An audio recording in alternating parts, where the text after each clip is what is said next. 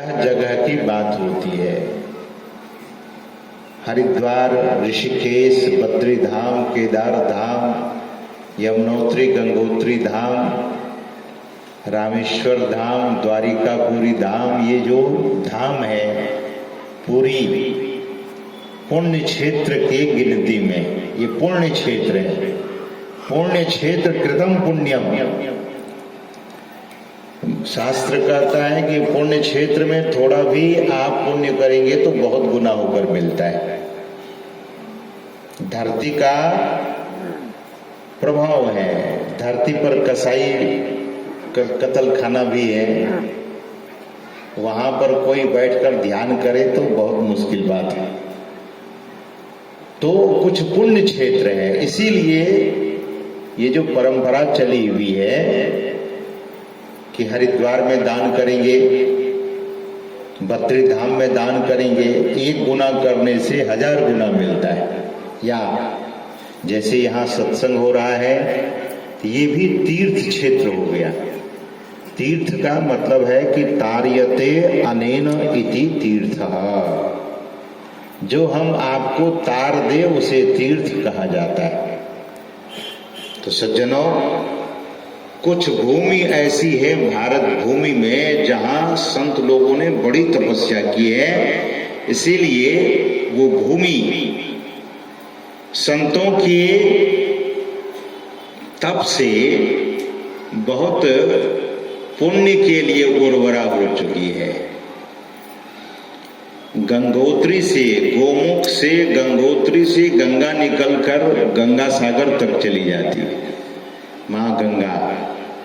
लेकिन गंगा का हर तट पूजनीय है। सभी तट पर, सभी तटों को तीर्थ नहीं कहा जाता है। गंगा के तट पर चमड़े की फैक्ट्री भी लोगों ने लगाई है, अब तो शायद हटा दिया गया है। तो कहने का भाव ये है कि कुछ क्षेत्र ऐसा है। तो बद्री धाम के संबंध में कहा गया कि 1 दिन कोई ध्यान करता है तो 1000 दिन का फल मिलता है। 1000 दिन देख लीजिए, मल्टीपल कीजिए 365 दिन से, लगभग 2-3 साल हो जाएगा। तो 1 दिन नरऋषि तपस्या करते थे और भगवान नारायण भी ध्यान करते थे वहां। दोनों महापुरुष 1 दिन युद्ध करते थे, 1 दिन तपस्या करते थे। 1 दिन में 1000 फल मिल जाता था तब का, तो दंभोद्भव से युद्ध करते थे और उनके कवच को तोड़ दिया जाता था। और इस तरह से 999 कवच को तोड़ दिया गया।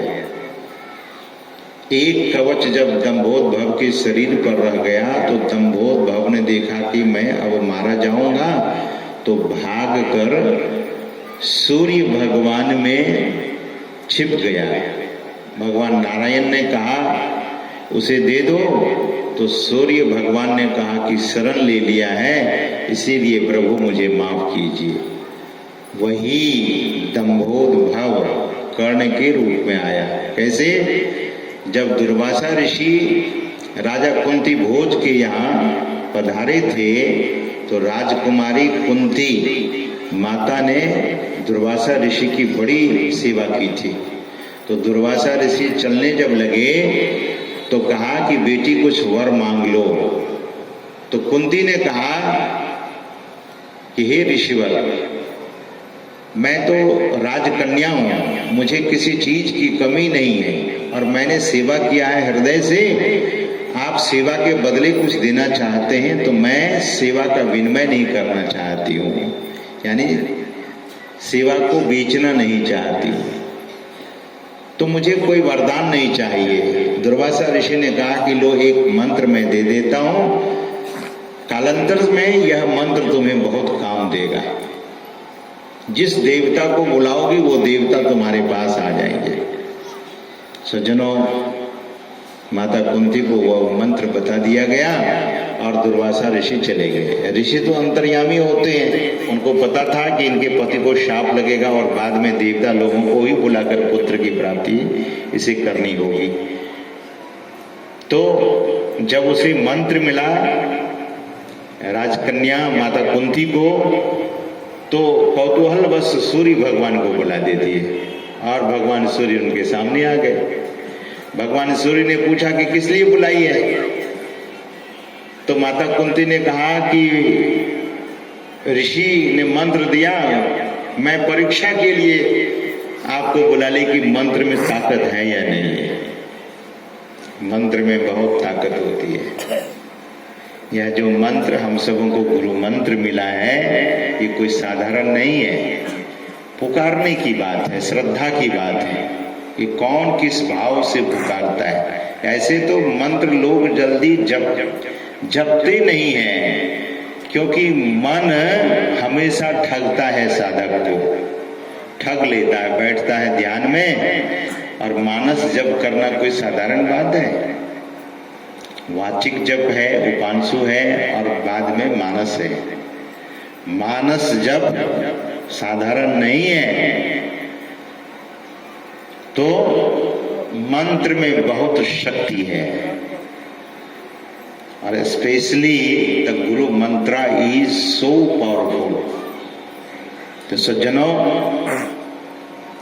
माता कुंती के आह्वान पर सूर्य भगवान उनके सामने आ गए, और जब सामने आए तो माता कुंती से कहा कि मांगो, क्या मांगती हैं? तो माता कुंती ने कहा कि मुझे नहीं चाहिए कुछ। सूर्य भगवान ने कहा कि अब मैं आया हूं तो देवता से कुछ तुमने बुलाया है, देवता कुछ न कुछ दे के जाते हैं, तो लो एक पुत्र मैं तुझे देकर जा रहा हूं। वही राक्षस जो दंभोदभव के रूप में सूर्य भगवान के पास था, उसी बच्चा को बाल रूप में माता कुंती के हाथ में दे दिया, गोद में दे दिया, और सूर्य भगवान अदृश्य हो गए। माता कुंती कौमारी अवस्था में थी, सोची कि मेरी तो बहुत बदनामी हो जाएगी। राजकन्या थी, अंतःपुर में अच्छी पेटी बनवाकर उस बच्चे को बंद कर, और पेटी को बंद करके सील करके नदी में बहा देती है। बहते बहते एक अधिरथ नाम का जो केवट था, नाव खे रहा था, सुंदर पेटी को देखा तो उसे पकड़ लेता है, छान कर पेटी को अपने नाव में रख लेता है और लेकर चला जाता है अपने पत्नी के पास। अधिरथ निपुत्र था, तो जैसे ही बक्सा को खोला तो देखा कि कवच कुंडल पहने हुए एक सुंदर बालक है जो सूर्य की तरह चमक रहा है। अपनी पत्नी को कहता है कि लो, तुम्हें तो बेटा मिल गया। बाद में वही अधिरथ का जो नदी से मिला था, वही दंभोदभव कर्ण के नाम से विख्यात हुआ। कर्ण अधर्म के पक्ष में, क्योंकि पहले का जीवन भी अधर्म वाला था। इसीलिए हर माता को चाहिए, कौन माता कौन बहन, जिनके पेट में बालक हो या बालिका हो, अपने बच्चे को संस्कार दीजिए। अगर संस्कार देंगे तो बच्चा बहुत संस्कारवान पैदा होगा। राक्षस के यहाँ, दैत्य के यहाँ भी भक्त का जन्म हुआ। शास्त्र कहता है कि अगर जीवन में मनुष्य सतर्क हो जाए, सावधान हो जाए, when you are going to be very conscious and aware of your life, aware of your family, बच्चा जब जन्म लेता है तो अच्छे स्कूलों में भर्ती करते हैं, सोचते हैं कि मेरा बच्चा खूब पढ़े बढ़े और बढ़िया ऑफिसर बने या मिनिस्टर बने या बिजनेसमैन बने। बनाइए, बिजनेसमैन बनाइए, व्यापारी बनाइए, ऑफिसर बनाइए, टीचर बनाइए, प्रोफेसर बनाइए, इंजीनियर बनाइए, डॉक्टर बनाइए, इवन फार्मर ही बनाइए, लेकिन संस्कार अवश्य दीजिए। दैत्य के घर में प्रहलाद जी का जन्म हो गया। कैसे? प्रहलाद जी के माता का नाम है कयाधु। कयाधु क्या करती है? देवर्षि नारद जी महाराज के सत्संग को सुनती है। जो माता गर्भवती होती है उसे चाहिए कि हम अच्छे से अच्छे ग्रंथों को पढ़ें, सद्गुरु महाराज के प्रवचनों को पढ़ें, संतवाणी को पढ़ें और साधना संबंधित बातों को पढ़ें। उस समय अधिक से अधिक ध्यान करें तो उस माता और बहन के पेट से होने वाला बच्चा कोई साधारण नहीं होगा। सज्जनों, लेकिन समय इतना गड़बड़ हो गया है कि हर घर में जहां जाइए वहीं मोबाइल फोन है। किचन में भी मोबाइल फोन है, बेडरूम में भी मोबाइल फोन है, यहाँ तक कि टॉयलेट में भी मोबाइल फोन रहता है। वहां तक लोग लेकर जाते हैं। कैसे संस्कार? और लोग देखते अच्छी चीजों को नहीं। ऐसी व्यवस्था, ये जो इंटरनेट का युग है, मीडिया का युग है, मोबाइल का युग है, टैबलेट का युग है और लैपटॉप का युग है, सारा संसार का इंफॉर्मेशन इन चीजों में भर दिया गया है। लेकिन जो अच्छे लोग हैं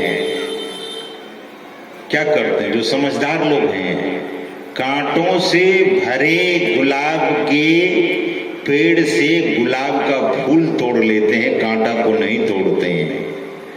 आज की दुनिया क्या कर रही है? कांटे को इकट्ठा कर रही है। कुसंस्कार क्या है? कांटा है।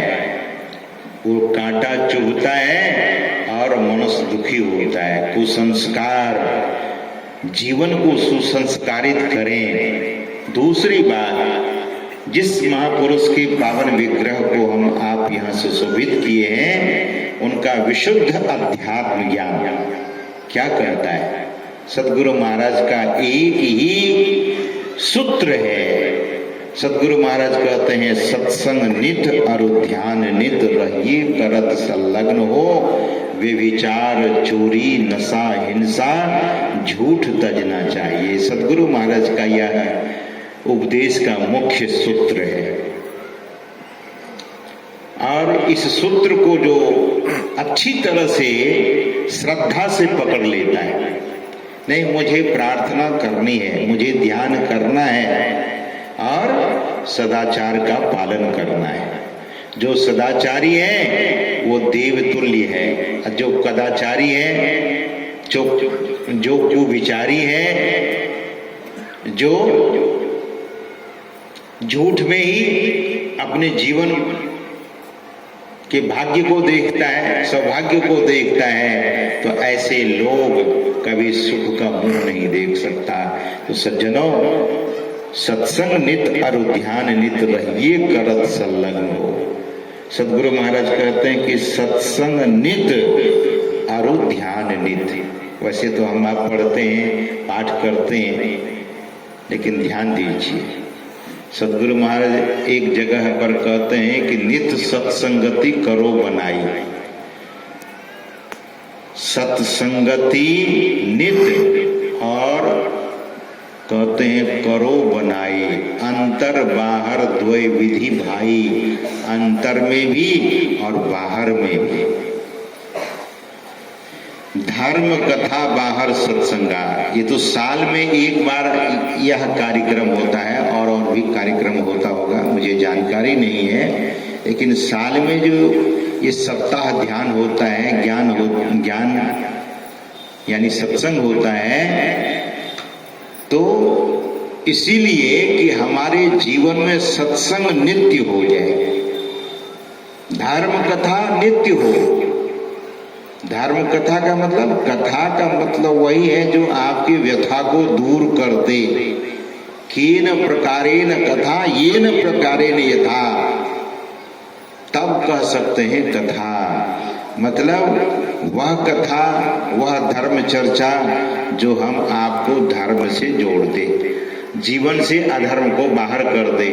तो सज्जनों, ये सत्संग बाहर का थ्योरी है और अंतर का जो सत्संग है ध्यान, वो प्रैक्टिकल है। Theory and practical must be there. Only theory, if you are reading theory and there is no any practical in your life, then theory will remain as a theory। मतलब केवल सिद्धांत की बात ही नहीं होनी चाहिए। जीवन में हम आपके जीवन में वो उतरना भी चाहिए, वो है ध्यान। ध्यान करेंगे तो जीवन धन्य हो जाएगा, जीवन सफल हो जाएगा। भगवान बुलाकर इसीलिए उपदेश देते हैं, और ये मौका है, ये शरीर जो मिला है ये मौका है। This is an great opportunity for us. ये बहुत बड़ा सौभाग्य है, ये मौका है, ये अवसर है। इस शरीर को, इस शरीर का सदुपयोग जितना कर लें उतना समझदारी होगी हम सबों की। सदुपयोग, दुरुपयोग नहीं। लोग दुरुपयोग कर रहे हैं, मुंह में जो नहीं डालना चाहिए, जो नहीं खाना चाहिए उसे खाते हैं। कितना सुंदर मुख परमात्मा ने बनाया है, इतना सुंदर चेहरा, इतनी अच्छी आंखें, नाक, कान, और इस सुंदर चेहरे को और मुंह को कितना गंदा करते हैं लोग। अभी एक सज्जन आए थे मेरे पास, कोई पौदार जी थे, उनका